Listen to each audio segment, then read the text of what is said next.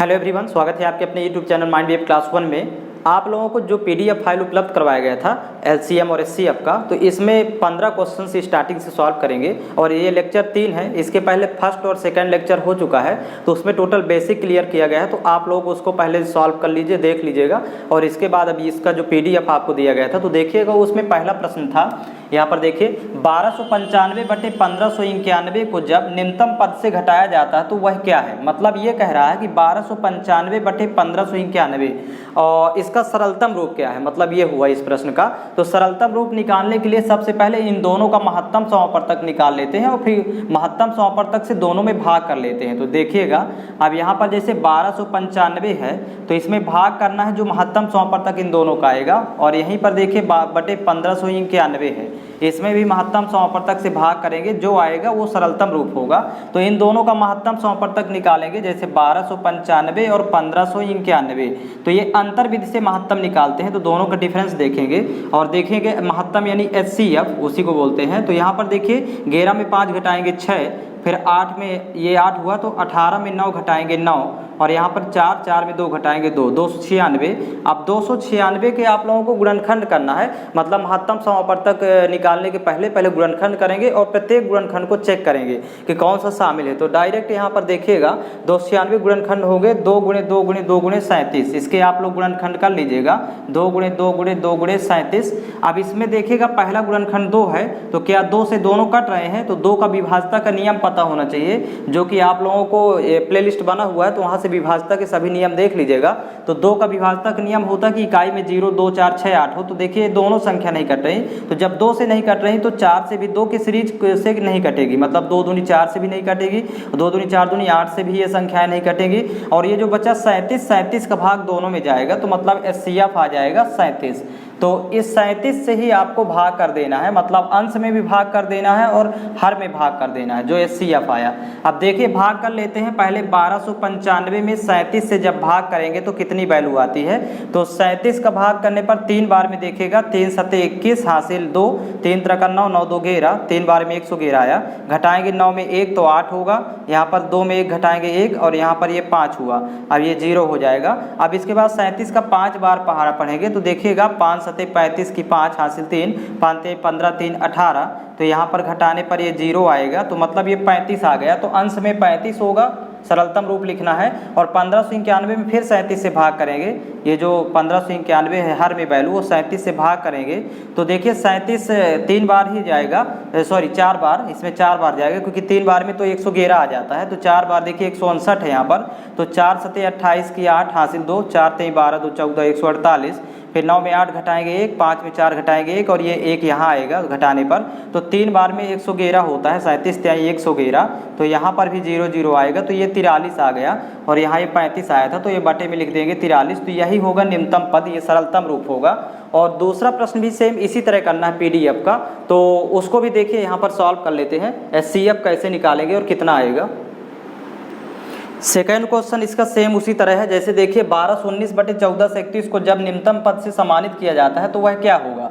तो यहाँ पर भी देखिएगा ये 1219 और 1431 का जो महत्तम समापवर्तक आएगा, उसी से भाग कर देंगे दोनों में, अंश और हर से। तो ये आ जाएगा सरलतम रूप इसका। तो देखिए भाग विधि से निकाल लेते हैं 1219 और 1431 सॉरी अंतर विधि से महत्तम। तो दोनों का डिफरेंस देखेंगे, तो यहाँ 11 में 9 घटाएंगे 2, और यहाँ पर 2 में 1 घटाएंगे 1, और 4 में यहाँ पर 4 में 2 घटाएंगे 2, 212 आएगा। अब इसको जब फैक्टर करेंगे तो 2 × 2 × 53 होगा। जब फैक्टराइजेशन करेंगे 212 गुणनखंड कर लीजिएगा। अब 2 को देखिए, 2 को चेक करेंगे तो 2 से दोनों नहीं कट रहे हैं, तो 2 को कैंसिल। तो जब 4 से भी कैंसिल नहीं होगा, जब 2 से नहीं कट रहा तो 4 से, मतलब 2 की सीरीज से कटेगा नहीं, तो 53 से कटेगा, मात्र 53 बचा। तो एचसीएफ 53 होगा। तो यहाँ पर आप लोग महत्तम निकाल लीजिए दोनों का। एचसीएफ 53 आया, तो 53 का भाग जाएगा दोनों में। अब देखिए भाग करते हैं 53 का, पहले 1219 में 53 का भाग करेंगे। तो यहाँ पर देखिए 2 बार जाएगा, 53 दूनी 106, 2 बार में माइनस करेंगे, 11 में 6 घटाएंगे 5, यहाँ पर 1 बचेगा, ये इसको 0 हुआ, तो यहाँ 9 आएगा। तो 53 × 3 करेंगे, 53 × 3 = 159 होता है। तो यहाँ पर ये 0 0 आ गया, तो मतलब 23 आएगा अंश में, और बटे हर में देखिए यहाँ 1431 है, इसमें भी 53 से भाग कर देंगे तो पहले 53 दो बार जाएगा, 53 दूनी 106 और यहाँ पर देखिए 13 में 6 घटाएंगे 7, यहाँ पर 3 बचेगा और ये पर 0 हुआ, 1 उतार लेंगे तो अब 371 हो गया। तो अब किस देखिएगा 7 बार जाएगा, 3 7 21, 7 बार में 7 3 21 के 1 हासिल 2, 7 पना 35 2 37, तो यहाँ पर भी ये 0 0 आएगा तो मतलब ये 27 आ गया, तो नीचे 27 होगा, तो 23/27 फाइनल आंसर होगा।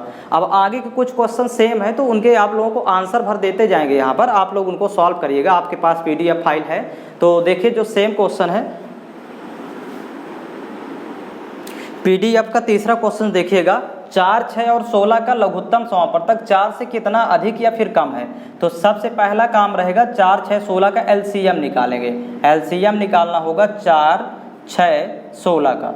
तो देखिए सबसे बड़ी संख्या के गुणनखंड करेंगे, जब भी LCM की बात आती है तो 16 गुणनखंड करेंगे तो 2 दूनी 4 दूनी 8 दूनी 16। इसमें अब 6 का देखिए कौन सा गुणनखंड नहीं, तो 3 नहीं था तो 3 का और गुणा कर देंगे तो 6 भी आ गया। इसमें 4 ऑलरेडी है, 2 दूनी 4, 4 के गुणनखंड है तो 16 3 48, ये वैल्यू आ गई 48।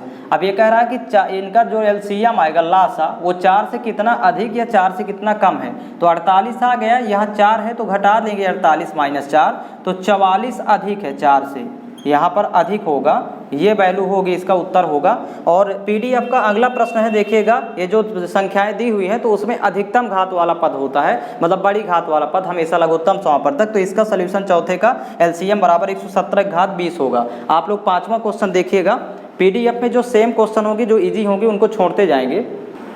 क्वेश्चन नंबर 5 है, देखिएगा 444, 555, 666 का LCM क्या होगा। तो देखिए जब भी LCM निकालना होता है 444, 555 और 666 का LCM निकालना है तो सबसे बड़ी संख्या के गुणनखंड करेंगे। तो जब इसके गुणनखंड करेंगे तो यहाँ पर 2 गुणे 3 गुणे और 111 आएगा, क्योंकि 2 तिहाई 6 अलग कर लेंगे, 111 अलग। अब इसमें 555 भी आ जाए तो देखिएगा कि 111 तो है ही है, 5 बार गुणा करते हैं तो 555 आ जाता, तो 5 की कमी थी तो 666 में 5 का और गुणा कर दिए तो 555 आ गया। 444 के लिए होता है 4 गुणे 111, तो 4 चाहिए इसमें, 111 तो ऑलरेडी है, 4 के लिए 2 है, 2 का गुणा और कर देंगे तो 4 भी आ गया, मतलब 444 इसमें आ गया। 555 के लिए 5 गुणे 111 कर लेते हैं ऐसे, तो 111 ऑलरेडी था। अब इसमें देखिएगा, यहाँ पर देखिएगा, अब इसमें सबसे पहले दो इतना तो 666 है और ये 5 2 का गुणा करने पर 0 आ गया, तो मतलब यहाँ पर हो जाएगी वैल्यू 666 और 1 शून्य लगा देंगे तो 6660 आ जाएगा। इनका सबका गुणा आपस में कर लेना है, इस तरह LCM फाइंड करेंगे। और अगला क्वेश्चन इसी में देखिएगा, 1 7 13 19 का LCM क्या होगा। तो 1 7 13 19 का LCM निकालना है। तो यहाँ पर देखिएगा ये अभाज्य संख्याएं हैं 7 13 19, तो जब भी इस तरह की संख्याएं हो तो डायरेक्ट इनका गुणा कर लेते हैं, मतलब 1 गुणे 7 गुणे 13 गुणे 19 LCM डायरेक्ट निकाल लेंगे। एक को छोड़ देते तो ये अभाज्य संख्या है और अभाज्य संख्याओं के LCM निकालना तो गुणा कर लेते हैं। तो 13 7 91 और गुणे हो जाएगा 19, तो वैल्यू देखिए 19 एक कम 19 की 9 हासिल 1, 19 नहीं 171, 1 172 हो जाएगा, तो 1729 होगा LCM। इस तरह फाइंड करेंगे। इसका अगला क्वेश्चन देखिएगा,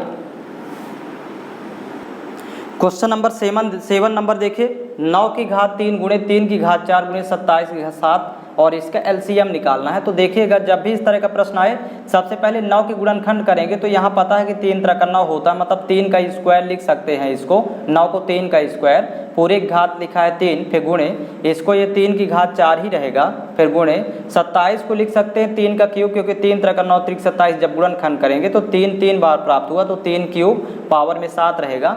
अब देखिए यहाँ 3 की घात हो जाएगा, घात की घात तो आपस गुणा करेंगे तो 2 तिहाई 6, 3 की घात 6, अब गुणे ये 3 की घात 4, फिर गुणे यहाँ पर दिया है 3 की घात, 3 गुणे 7 कर देंगे, 3 7 21। अब LCM इनका निकालना है। तो ध्यान रखेंगे LCM में हमेशा अधिकतम घात वाला पद आता है, क्योंकि जब आधार समान हो तो बड़ी घात वाला पद, मतलब 3 की घात 21 आ जाएगा LCM। ये इसका सल्यूशन होगा सवाल का। अगला क्वेश्चन देखिएगा, 6 9 13 का महत्तम समापवर्तक निकालिए। तो देखिएगा यहाँ पर एक अभाज्य संख्या है, 6 9 13 में, और 13 अभाज्य संख्या है। तो जब भी दी गई संख्याओं में एक अभाज्य संख्या हो तो SCF या तो वही संख्या होगी या फिर 1 होगा। तो यहाँ पर 13 तब होगा जब 13 का भाग तीनों में चला जाए पूरा। तो यहाँ 13 का भाग 13 में जाएगा, लेकिन 6 9 में नहीं जा रहा, तो फिर 1 हो जाएगा। इस कंडीशन पर महत्तम समापवर्तक 1 होता है।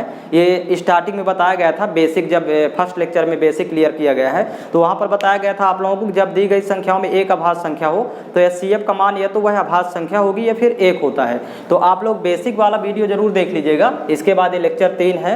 तो देखिए इसका अगला क्वेश्चन है, क्वेश्चन नंबर 9 देखिएगा, 732, 344 और 462 का महत्तम समापवर्तक निकालना है। तो याद रखिए इसको अंतर्बिंद से निकाल रहे हैं। जैसे 3 संख्याएं हैं 732, 344 और 462। अब यहाँ पर ध्यान रखेंगे कि जिन दो संख्याओं के बीच सबसे कम अंतर हो उन दो संख्याओं को लेना है। संख्याएं 3 है तो यहाँ पर देखिए सबसे कम अंतर यहाँ 400 और 300 है, तो 3 और 400 के बीच में 100 का है, लेकिन इनके बीच अंतर ज़्यादा है और यहाँ भी अंतर ज़्यादा है। तो इन दो संख्याओं के बीच अंतर निकालेंगे क्योंकि वही दो संख्याएं लेना जिनके बीच सबसे कम अंतर हो। तो 12 में 4 घटाएंगे 8, यहाँ 5 में 4 घटाएंगे 1, 4 में 3 घटाएंगे 1, 118। अब इसके गुणनखंड करेंगे क्योंकि 118 को चेक करने में प्रॉब्लम होगी, बड़ी संख्या है। तो गुणनखंड करेंगे तो 2 गुणे 59 होगा क्योंकि 59 दूनी 118। तो यहाँ पर ये फैक्टर हो गए। अब 2 को चेक करेंगे 2 को, क्योंकि क्या 2 सब को विभाजित कर रहा है या क्या 2 सभी में है। तो 2 का विभाजक नियम होता है सभी कट रही हैं, तो 2 तो है लेकिन 59 नहीं होगा, 59 से यही संख्या नहीं कट रही। तो यदि कोई एक संख्या नहीं कट रही तो फिर उसको कैंसिल आउट कर देते हैं, तो HCF 2 हो जाएगा। मतलब इनका महत्तम समापवर्तक अंतर्बिंद से निकालेंगे तो 2 आएगा। इस तरह सॉल्व करते हैं। 2 का भाग जा रहा है सभी में, 59 का नहीं जा रहा, तो इसको कैंसिल आउट करेंगे, इसी में भाग नहीं जा रहा। आप लोग भाग करके देख लीजिए। अगला है 20 की घात 4, 5 की घात 8, 5 की घात 20 का महत्तम समापवर्तक क्या होगा। तो यहाँ पर देखिएगा सबसे पहले तो 20 के फैक्टर करते हैं तो 2 दूनी 4 पंचे 20, मतलब इसको लिख सकते हैं 2 का स्क्वायर, मतलब 2 2 बार है और गुणे 5 और पूरे की घात ये 4 रहेगा, फिर कामा यहाँ पर ये 5 की घात 8 ही रहेगा, फिर कामा ये 5 की घात ये 20 है। तो यहाँ पर देखिएगा अब यहाँ पर इसको लिखेंगे, ये 4 दोनों की घात में आएगा, तो यहाँ पर ऑलरेडी 2 लिखा है और 2 और 4 आपस में गुणा हो जाएगा तो 2 की घात हो जाएगा 8 और गुणे यहाँ 5 की घात 4 हो जाएगा। तो ये तो फर्स्ट वाला हो गया।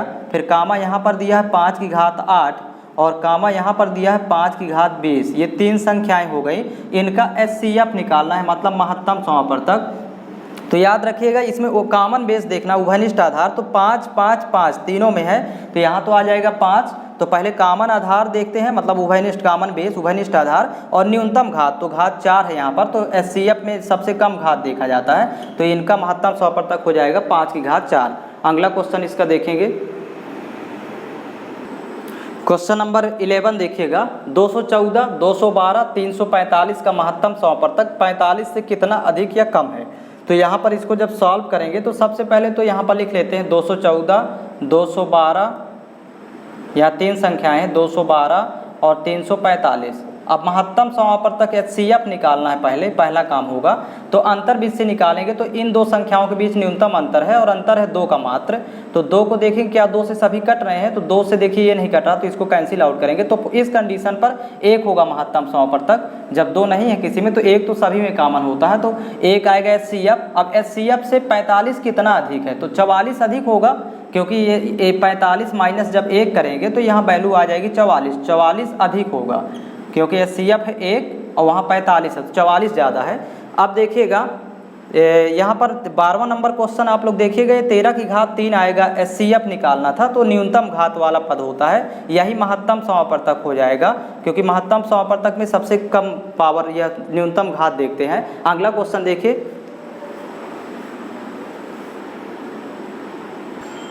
क्वेश्चन नंबर 13 है, 315, 345, 165 को कौन सी महत्तम संख्या पूर्ण विभाज्य करेगी। तो यहाँ पर देखिएगा 315 पहले लिख लेते हैं वैल्यू, 345 और 165। अब यहाँ पर देखिए इनका HCF निकाल देंगे, वही संख्या महत्तम संख्या होगी जो इसका HCF आएगा। तो महत्तम समापवर्तक निकालने के लिए सबसे कम अंतर देखिए 2 संख्याओं के बीच देखेंगे, तो यहाँ पर है तो घटाएंगे, तो यहाँ 5 में 5 घटाएंगे 0, 4 में 1 घटाएंगे 3, 30 आएगा। अब इसके गुणनखंड करेंगे तो 2 3 6, 6 पंचे 30, गुणनखंड कर लेंगे। अब 2 को चेक करेंगे क्या 2 से सभी कट रहे हैं, तो देखिए कोई नहीं कट रहा, तो 2 कैंसिल करेंगे। 3 से चेक कर लेंगे तो 3 के लिए अंकों का योग 3 से कट जाए, तो देखिए 5 1 6, 6 3 9, तो 3 से कट रहा, 5 4 9, 9 3 12, 3 से कट रहा, 6 5 गिरा 1 12, 3 से कटेगा, मतलब 3 है सभी में। और 5 से भी सभी कट रही क्योंकि इकाई में 5 है, तो 5 सब कटेंगे, तो 3 5 15। HCF 15 होगा, यही महत्तम संख्या होगी, उत्तर होगा इसका 15। अगला क्वेश्चन देखिए, 2 सही 1/2, 3 सही 1/3, 4 सही 1/4 का LCM क्या होगा। तो यहाँ देखिए पहले इसको विषम भिन्न में बदलेंगे, मिश्र भिन्न है, तो 2 दूनी 4, 4 1 5/2। अब देखिए भिन्न बनेगी, यहाँ 3 3 9, 9 1 10/3 और अगला हो जाएगा 4 चौक 16 1 17/4। तो इनका हमें निकालना है एलसीएम, मतलब लघुत्तम समापवर्तक। तो देखिएगा एलसीएम निकालने के लिए सबसे पहले ऊपर वाली संख्याओं का एलसीएम और नीचे वाली संख्याओं का एचसीएफ। जब भी भिन्नों का एलसीएम निकालना हो तो ऊपर वाली संख्याओं का एलसीएम निकालते हैं, मतलब 5, 10, 17 का एलसीएम निकालना होगा और यहीं पर नीचे वाली संख्याओं का एचसीएफ निकालेंगे, 2, 3, 4 का 2, 3, 4 का एचसीएफ निकालना होगा। तो देखिए यही उत्तर हो जाएगा।